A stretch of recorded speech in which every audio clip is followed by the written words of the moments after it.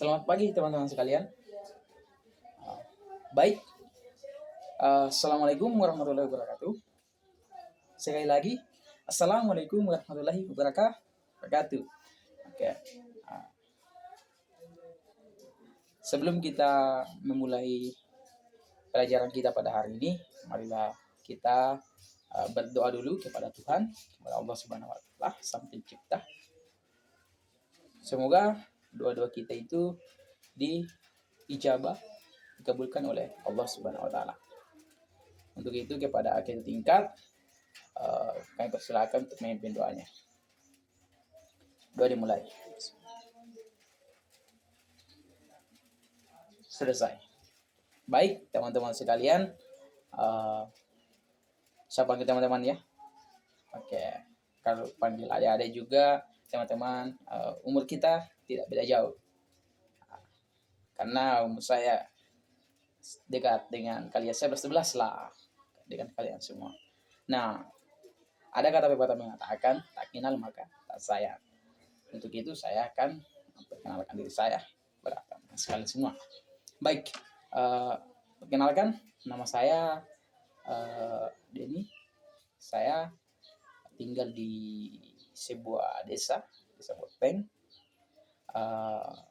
Usia saya umurnya 22 tahun. Nah, artinya dekat-dekat dengan kalian lah. 22 tahun itu ya cukup muda. Nah, status juga. Oh, nanti oke. Status saya teman-teman, saya bujang. Bujang artinya belum, alhamdulillah belum pernah berhubungan, pacaran dan sebagainya. Jadi saya katakan bujang ya. Oke. Nah teman-teman sekalian, hari ini saya akan mengangkat sebuah cerita inspiratif. Itu teman-teman sekalian, sebelum kita memulai pembelajarannya, mohon teman-teman dipahami, mohon teman-teman disimak dengan baik-baik, dengarkan teman-teman. Semoga apa yang nantinya kita dengarkan, apa yang kita tangkap dalam mata pelajaran kita pada hari ini, insya Allah itu akan menjadi sebuah berkah yang insya Allah kita bisa amalkan. Baik teman-teman sekalian, saya akan menceritakan sebuah cerita di zaman dulu. Di suatu hari teman-teman, ada seorang anak, dia tinggal di suatu pondok. Nah, anak ini dia sudah sekian lama belajar di pondok itu, sekitar 2 tahun, 3 tahun lah belajar di sana. Allahu a'lam ya. Namun anak ini tidak seperti dengan teman-teman yang lain. Maksudnya ialah dia sudah sekian lama ini belajar, namun pengetahuan dia, kemampuan dia tidak seperti teman-teman yang lain. Dia sangat kurang. Bahkan dia mengatakan bahwasanya dia tidak tahu apa-apa. Jadi seolah-olah apa yang diberikan itu semuanya sia-sia. Itu menurut dia. Makanya pada suatu hari teman-teman sekalian, dia datang ke kiainya. Dia menghadap kepada Pak Kiai. Setelah itu dia ketemu dengan Pak Kiai. Dia mengatakan, wahai Pak Kiai, kenapa sudah sekian lama saya belajar di sini, sudah beberapa tahun saya ikut pembelajaran di sini Pak Kiai, namun tidak ada satupun ilmu yang bisa masuk ke dalam pikiran saya. Jadi saya mohon kepada Pak Kiai, izinkan saya untuk pulang kampung. Ini bahasanya si anak gitu ya, teman-teman sekalian. Mohon dimengerti, dipahami ya, ini bahasa dari anak-anak gitu, si anak itu. Lalu Pak Kiai ini mengatakan, wahai anakku, wahai muridku, jikalau memang itulah suatu keinginanmu, maka lanjutkanlah. Namun ingat satu pesan saya, Pak Kiai ini mengatakan ya, ingat satu pesan saya, dimanapun kamu dan sampai kapanpun itu, jangan pernah berhenti untuk belajar dan terus belajar. Si anak ini merenung, lalu berkata kepada Pak Kiainya, ya Pak Kiai, insya Allah. Berapa waktu kemudian, anak ini siap-siap lalu berangkat meninggalkan pondoknya. Nah,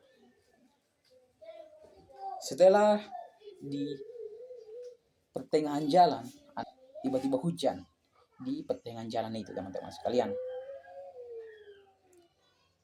Lalu anak ini mencari tempat untuk berteduh. Anak ini mencari tempat untuk berteduh. Lalu anak ini mencari tempat, dan tak lama kemudian dia menemukan sebuah gua. Ya, gua. Lalu anak ini masuk ke gua itu dan dia berteduh di sana.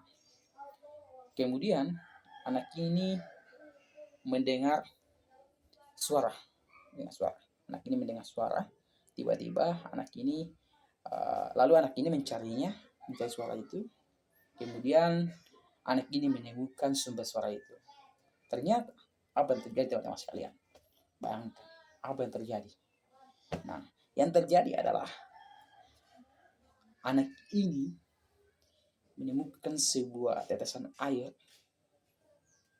menetes ke batu yang besar. Tetes air hujan menetes ke batu yang besar. Lalu anak ini memperhatikan, ternyata batu yang begitu besar ini mampu dilubangi oleh hanya setetes air. Dia memperhatikan dengan betul-betul apa yang terjadi di hadapannya, fenomena yang terjadi di hadapannya. Dia berpikir bahwasanya batu yang besar ini mampu dilubangi hanya setetes air. Kenapa? Kepala saya ini yang tidak sekeras batu. Kenapa? Kepala saya yang tidak sekeras batu tidak mampu dimasuki oleh ilmu pengetahuan, padahal kepala saya ini tidak sekeras batu. Jadi bayangkan teman-teman sekalian. Jadi anak ini artinya sudah menemukan jati dirinya sebenarnya. Lalu anak ini berkata, mungkin selama ini saya kurang belajar, mungkin selama ini saya kurang konsisten. Nah, lalu anak ini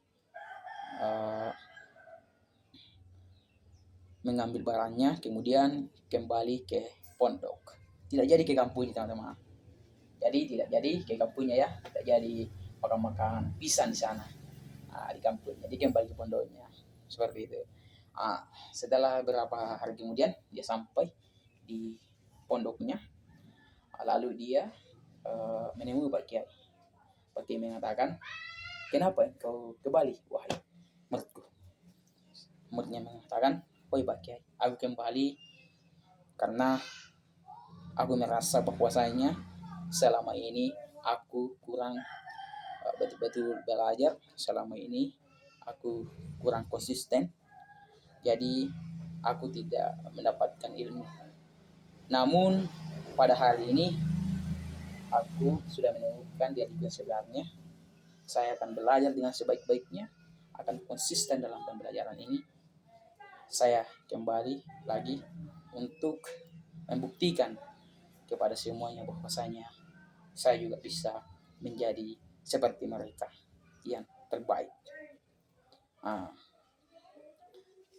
Setelah itu anak ini telah menjadi seorang ustadz, menjadi seorang ahli di bidangnya. Dia menciptakan beberapa buku-buku yang ada, dia menulis buku.